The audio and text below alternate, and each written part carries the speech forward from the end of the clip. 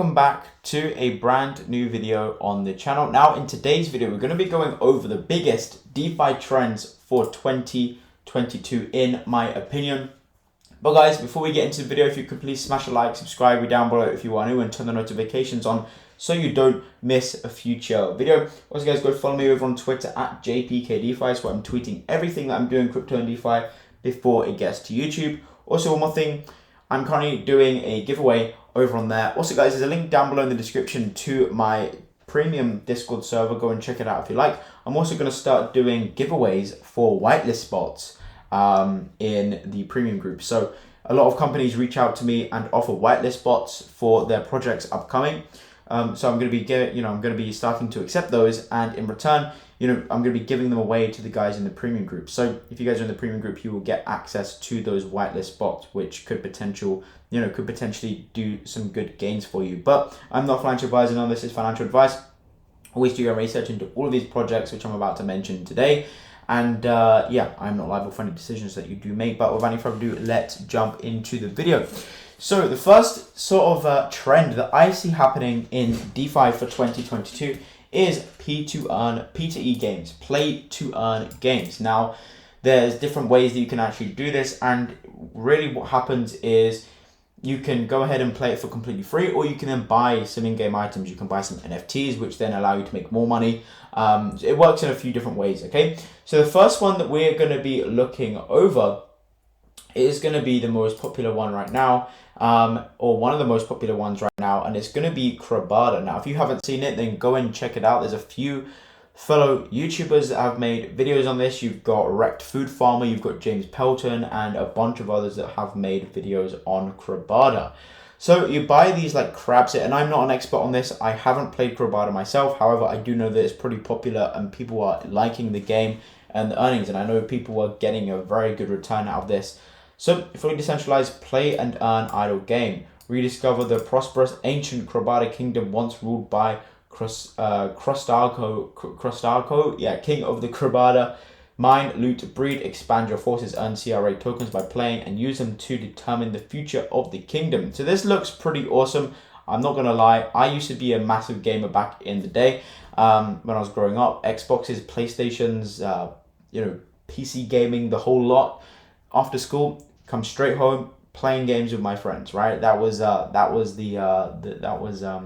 I sort of grew up, really, as well as, of course, grew up in the era where kids actually went outside back then, but also gaming was massive. So grew up playing games, was a huge gamer, still play games every now and then, nothing too crazy though.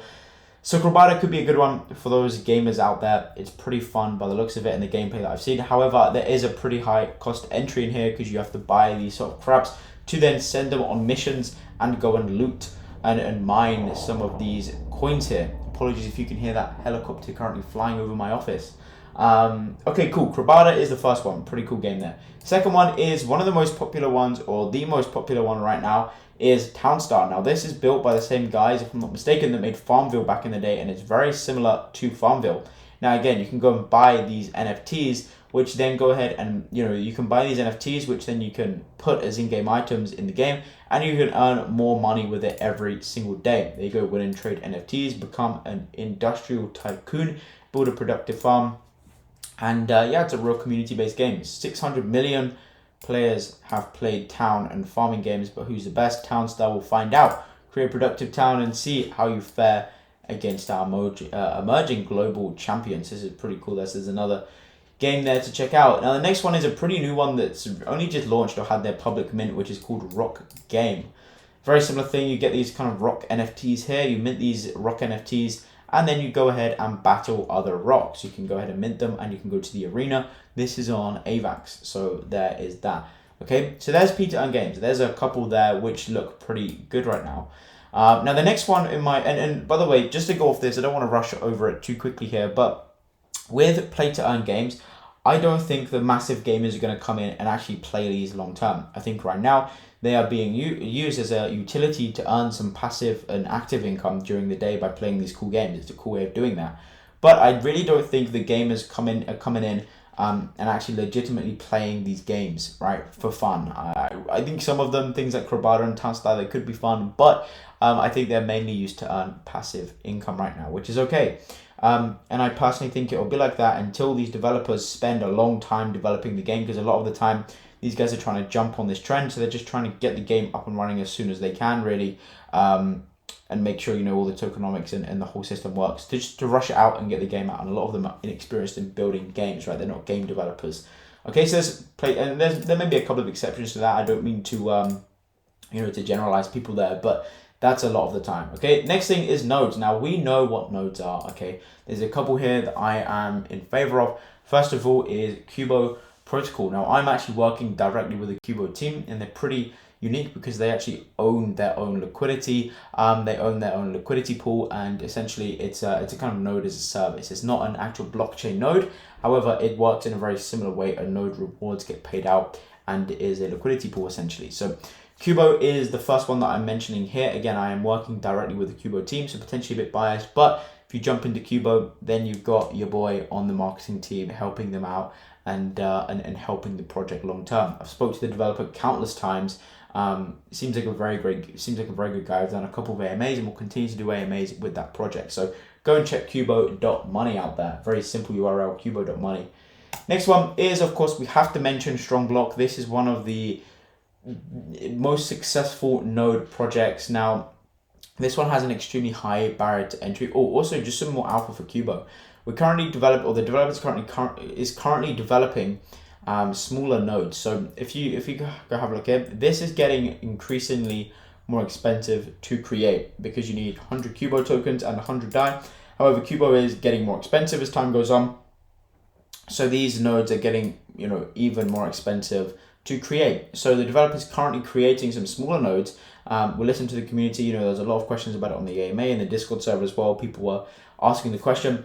So we sat down and said, look, this is probably a good move because people are looking to compound their tokens at a lot of quicker rate. Now we did decide, we were sort of toying with the idea of either doing this, creating smaller nodes, or being able to stake tokens to earn like 0.1% per day or something. But we decided to go with the smaller nodes. People can start to compound their Kubo earnings at a lot of quicker rate. So that's that. Again, Strongblock is one of the most successful node projects. So I have to mention it here. However, it is an extremely high barrier to entry at like over $4,000 right now. So it's pretty inaccessible to a lot of people. However, there are services like Create, like EasyBlock, which allow you to invest in a Strongblock node for as little as $10. You own a portion of a Strong node depending on how much you invest, which is pretty cool there. So Strong node, and then we've also got another one which has been doing pretty well, which is Thor.financial. Thor nodes gain passive income by leveraging Thor Financial's multi-chain yield farming protocol, which is another node there. So that is the next trend in my opinion. Now, I do believe that nodes or some of the node projects that come out will have a similar vibe to how the DAOs went. Now, we're going to be talking about DAOs later on in the video towards the end about my opinion on the whole DAO situation and where I think it goes in 2022. But yeah, nodes, I think a lot of them are going to follow a sort of similar direction depending on the reward payout. Is it sustainable? Can it sustain paying out the rewards that it's paying? Some of them, yes, it can. Some of them, no, I don't think so. I'm not going to discuss certain ones in this video. Maybe I'll do another video on it. But I think a lot of them are going to go down the route where they're paying out way too high rewards. And, so the inflation's there and people are selling, which causes a dump in the token value. I think that's probably a similar thing to what's going to happen with nodes as it has done with DAOs. I also think there's unfortunately going to be a lot of rug pulls which come out with nodes and they end up rug pulling, just like we've seen a lot happen here. Okay, so that's nodes. Next thing is farming as a service. So I'm currently working with AgFi, Aggregated Finance. Let's go ahead and take a look at that. Which essentially you buy their tokens and you get paid out in reflections. Now, how does that work and how do we make money? Well, the investment gets put into a treasury balance, gets put into a wallet address, which then lead farmers, so it's myself and Murdoch Defi that are the lead farmers for AgFi, so we're managing their treasury. So we then go out and we then go out and advise, or we then go out and place trades, jump into new farms, buy new tokens, hold stuff, whatever it is. And then as we make profit with the treasury, everyone that's holding AgFi tokens get paid very nicely in reflections. Now, since Murdoch and I have joined, we're actually up over 200% right now on the token value. Treasury balance has gone up and so has the market cap. So things looking good with AgFi right now, but I just thought I'd mention this first because it is the one that I'm personally working with at the moment, aggregated.finance there.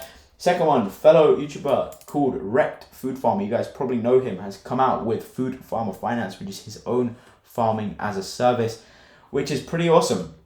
So there you go. There's another one here, Food Farmer Finance. Now, if you were going to jump into some of these teams or some of these farming as a service, FAS, right? FAAS, farming as a service, always check out who's running it. Check who the lead farmers are, who the team is, what their background is, what they've done in crypto and DeFi, what their track record is. Just check out everything to do with the team and the project before making a decision. I'd always recommend diversifying.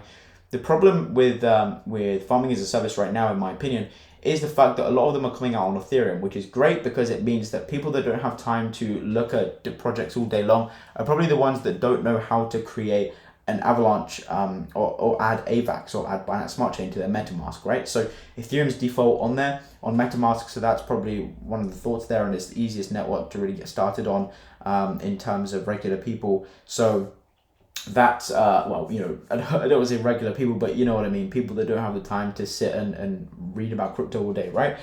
So that's why I think a lot of them are on Ethereum, but I think that's a problem because, you know, it makes it inaccessible for a lot of people due to high gas fees. So I think a lot of these new farms that are coming out will release on, I understand it, and you know, I totally get it, why, and I think it's a good idea for them to release on Ethereum, but I think for a lot of the you know, smaller guys that don't have as much to put into these, they should be able to access some of these farming as a service services coming out on different chains, which they are releasing, which is good to see there. So there you go. Now the final thing that we're going to discuss here is going to be DAOs. Now what has happened to the DAOs, you guys understand and know the saga here.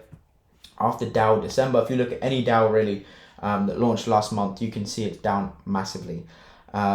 We didn't see it happening, okay, no one really saw it coming, everyone was excited by the opportunities, but look, it's become more apparent over the past 4 weeks, 5 weeks, that these aren't sustainable long term, and DAOs, how they're currently going, you know, when I say a DAO, you probably automatically think of 90,000% APY, 100 million% APY, a billion% APY. That model of a DAO is just no longer, it's not sustainable. They can't sustain that payout reward, okay? It's just too much, and there's too much inflation that happens with that. So I think that there will still be a lot of DAOs coming out this year, and I think if they can transition from paying these hundreds of thousands, millions, billions% APYs and transition into a couple 100% or a couple 1000%, I think that's way more sustainable, but they actually build something behind it. So there's actually utility for that DAO. Then you can obviously join the DAO, earn your, you know, couple 1000% per year APY, whilst the token price is increasing via the utility of, you know, of the DAO. So I think that's probably one way to transition for these companies. But you're also, unfortunately, you're still going to see the 100,000, 200,000, you know, million% APY DAOs come out, and a lot of them are going to fail. So just be very careful. Now there's going to still be rug pulls coming out, but I also do think that there is some potential to make gains with DAOs. Now again, not financial advisor. This is not financial advice, but I do think there could potentially still be some gains with DAOs. Now, if you get into the whitelist, which again, link down below to the premium Discord server, I'm going to start giving away whitelist spots. But if you can jump in on whitelist, you can jump in on pre-sale, and you can instantly make a 2, 3, 4x from whitelist to list price potentially. So that could be worth looking at and potentially going down that route. But if you're holding and you're in a DAO for longer than a few days, I personally think that you're going to be in the red long term, in my opinion. I mean, you can just check the statistics of all the DAOs that have come out. Again, that's my opinion though, for the current model of DAOs. Again, they can transition, and it could be somewhat successful if the whole DAO space kind of transitions the model. But yeah, that's that. Now, one thing that I didn't add on here that I do want to mention quickly is going to be tomb forks. Now, there's a lot of tomb forks coming out, and a lot of them are doing very well. I've personally made some good gains with tomb forks. I know a lot of you, especially in the premium Discord server, have made a lot of tomb forks, and I do think they're going to continue they're going to continue in 2022. And again, I do think there is some good potential, you know, opportunity there. Getting in at Genesis pools as well could be a great idea to make some early gains there. Let's see what else is there. I believe that's it. Oh, you've got Univ Money, univ.money. Forks coming out as well, which could potentially be good. Again, there's going to be a lot of rug pulls there, unfortunately, but it's just how the game goes, right? If there's success, there was a lot of tomb fork scams and rug pulls as well. If they see success, Univ Money was a huge success and has been doing very well, and the whole concept is pretty cool. So there's going to be a lot of forks coming out of that. I do know that there's one of them. I don't want to mention names because, again, I don't want to throw shade on a project or fud a project without knowing the full details. But I did hear some things about something going wrong with the launch and the dev sort of pulling the Discord servers and, you know, them trying to fix the solution. But, you know, so there's going to be like things like that. Could be a potential rug. I don't know the situation. Again, not mentioning any names because I don't want to fud a project. But yeah, so there could be some stuff happening there. And yeah, I don't know. There's going to be a lot of rug pulls in that sector as well. But there's also going to be a lot of opportunity, and it's just being able to spot the opportunity, in my opinion. But I spoke a lot, over 15 minutes. Hope you guys enjoyed. It's been a long video. Let me know down below what you think of these. Do you think I'm correct, or do you agree with me in these sort of trends for 2022? Do you have anything else to add? Let me know. But guys, this is already the DeFi trends, okay? Of course, stablecoin farms and new yield farming platforms are all going to be, that's DeFi, okay? It's not a DeFi trend. That's the core of DeFi, is yield farming and staking. That's all going to be, you know, it's all going to work, still continue in 2022. But it's just, these are the big, the trends, in my opinion, that's going to be happening in this year. But yeah, thank you guys for watching. Hope you enjoyed. Let me know down below what you think. Drop a comment.